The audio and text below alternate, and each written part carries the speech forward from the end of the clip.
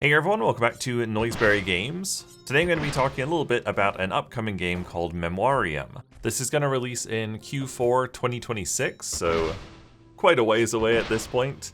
And it's going to be developed by Golden Gratis, and it's also going to be published by Golden Gratis and Outer Sloth. At the time of recording, I just participated in a playtest for it. I do see that they actually ran a playtest for it back in August 2025.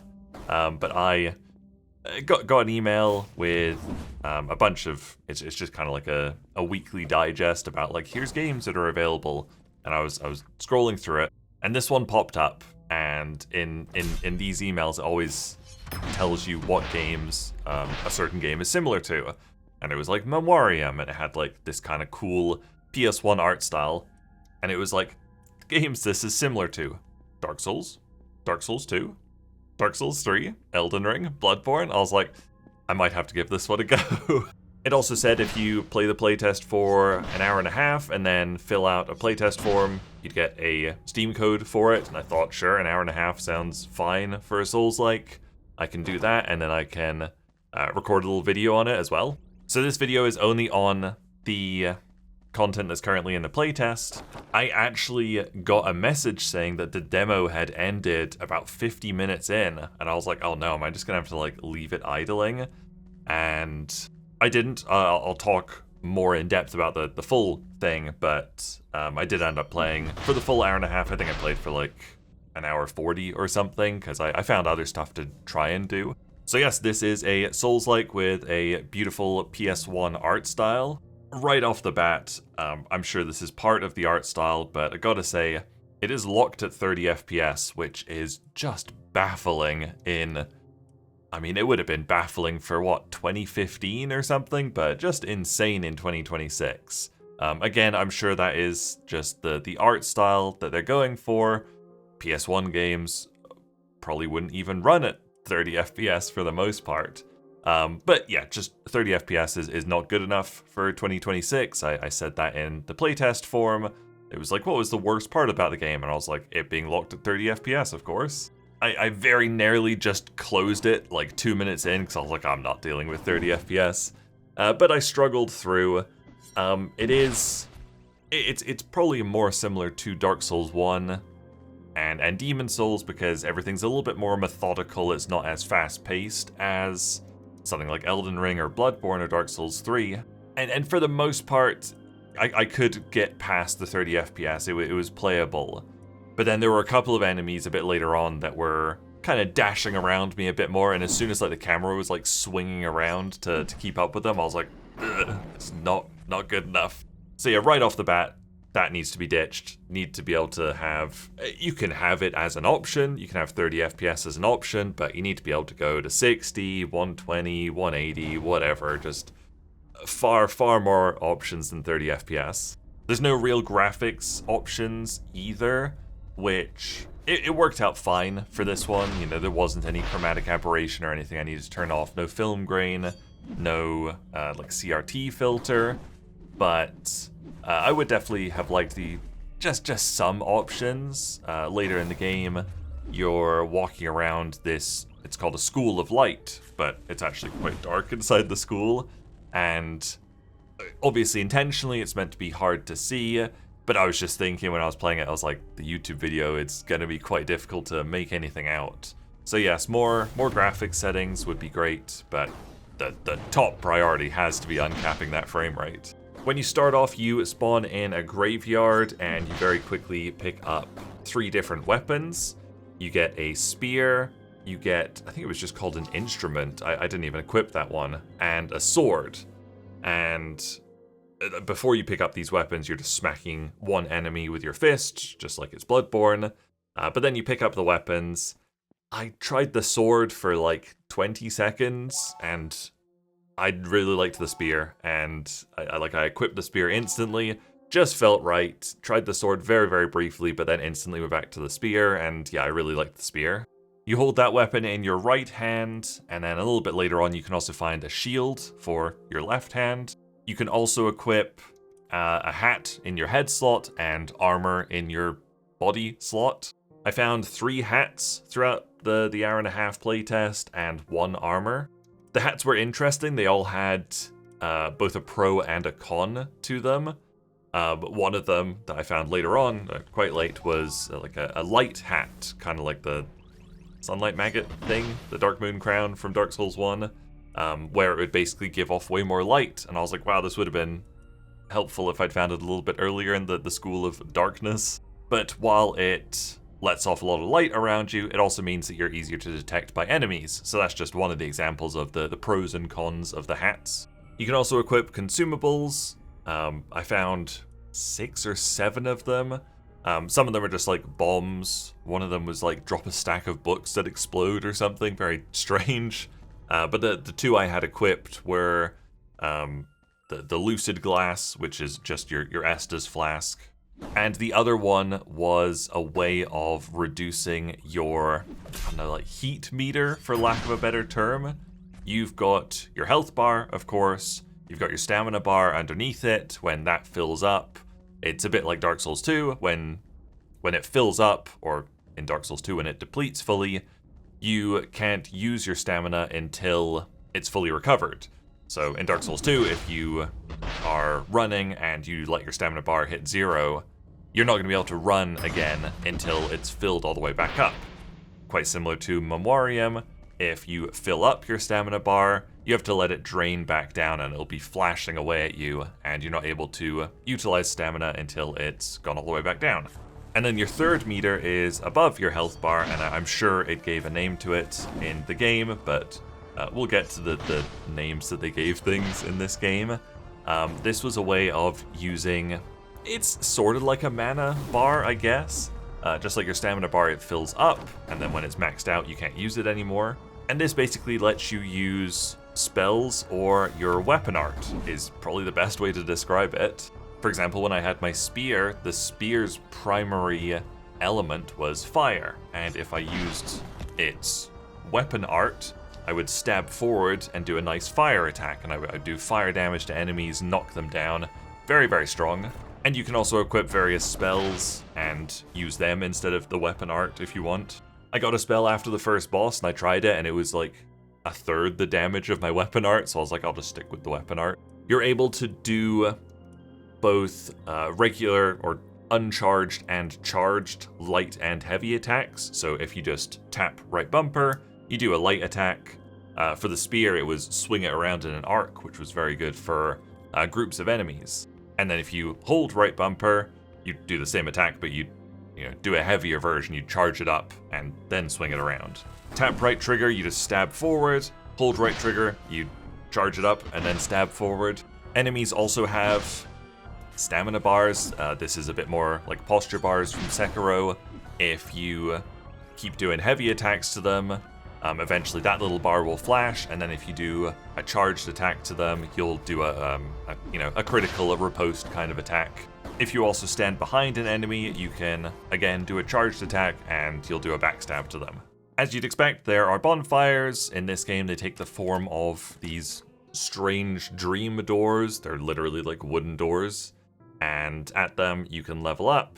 You've got various stats, and the stats are sort of intuitive. You can sort of figure out what you want to increase, but they've given the standard Souls stats and terms their own terms in this game. And the terms they've chosen honestly sounds like they threw a dartboard at a dictionary or something. Hopefully you've seen some of them in the video, but like there's some very, very strange terms that they've chosen. And like a lot of them are, like parry. It's not called parry in this game. It's called like, I can't even remember what it was called, but so souls are called star sand. That's fine. You gotta have a term for that. Your health is vitality. And then your other stats are lucidity, potency, resiliency, anomaly, and solidity. Each of those stats have a certain element tied to them. So for example, potency, on the level up menu, it's got a little fireball next to it. And my spear also had that little fireball element on it. So at least I knew, like, okay, even though everything's got weird names, potency is the stat I should be doing, and that's mostly what I did. Then you've got your HP and stress limit, your stability damage, your reflect stress damage, your dodge stress damage, your lullaby multiplier, your self-disconnection damage, your instrument quality, connection drain, keepsake duration, stability. Just very, very strange terms for it. When you level up, the option to level is subsume sand and stars. Very strange options. The whole point of the game is that it is like a dream world, so it sort of makes sense that everything has really, really weird names, but I did find it, like, I was just like looking at the terms, I was like, what's wrong with like strength and dex? In the demo, I fought 2 bosses, the opening area, the little graveyard area. Very, very simple, but excellent tutorial. You just wander around, kill things, eventually you find a key, which opens up the door to the first boss fight. Quite a simple boss. I killed it on my first try. You get the boss's attack as a spell afterwards. That's the one I tried out, and it just wasn't as good as my, I don't know, whatever my weapon art, so I just stuck with that. After that, you come out into this very, very strange area, and there was some kind of secret in this area that I couldn't figure out. There were like these 3 big statues surrounding a thin pillar. And when I interacted with the statues, they made kind of sounds. They were like doing a song. But when I went to interact with the pillar, it just did like a red X, meaning I think I was missing something. Wasn't able to figure out that secret, unfortunately. From this area, off to the side, you can see in the distance like a modern-looking city, which was very cool. It looked like a cool area to go to. You don't get to go to it in the playtest, but I'm looking forward to that in the main game. And then eventually you end up at the aforementioned School of Light. Just a dungeon, very Dark Souls 1 style dungeon. There's various locked doors. You get a couple of keys, but for the most part you're wending your way through this dungeon and kind of looping back on yourselves and opening doors from the correct side. And you know, you get the classic Dark Souls thing where you feel like you're lost, you open a door, and you're like, oh, there's my bonfire right there. Phew, I know exactly where I am. And after wandering through there for a little bit, I managed to get a shortcut back to my bonfire, and going from that bonfire down a set of stairs, I was at the next boss fight. Really great. You know, not huge runbacks so far in this game. This was an interesting boss, got it pretty close on my first attempt, and then when I respawned at my bonfire, there was an NPC there and he was like, would you like some help with this boss? I was like, sure, why not, come along. And so went on to my second attempt with this NPC. He got just kind of demolished. I think he died before the boss even reached second phase, which was quite embarrassing for him. But then I just locked in and managed to beat the boss on my second try. Quite happy with that. I did see one of the comments on the Steam forums was that they said the difficulty ramps up too much at the School of Light level. I don't know if it's just I've played a lot of Souls games, or if my build was just working. You know, I understood I've got the spear equipped, I really only need this one stat, and health. I didn't find it too difficult, honestly. You know, I killed both bosses on first and second try, and once I killed the second boss, it said demo ended. And I was like, oh man. But he dropped a key, and I was like, okay, maybe there's something I've missed in the school. So I ran around in the school a little bit, couldn't find anything, but then I remembered that when I'd gone into the school, there was actually another path leading downwards, away from the school. So I went out there, went down this giant sword, reached the bottom, and there was like this red door there. I was like, yes, here we go. Interacted with it, and it was like, you don't have all the special keys. And I was like, oh no, what? How have I missed it? And then I spent probably a good 15, 20 minutes, you know, going back over everywhere I'd been, including the opening graveyard level. Couldn't find anything I'd missed, unfortunately.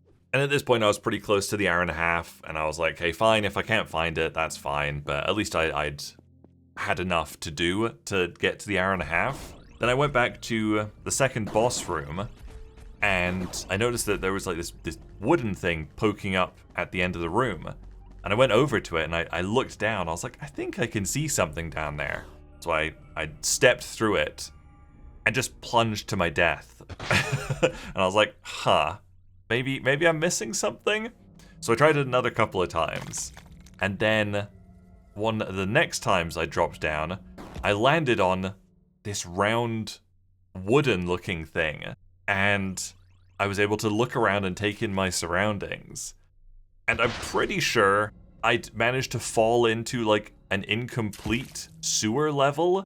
Basically, the little round thing I was standing on was the only thing with collision. There was like running water next to me, but if I stepped onto that, I would just fall to my death. But I did manage to, upon landing on this little stone thing, I was able to jump into a little part of the sewers, and I was able to actually run around in this partial sewer level.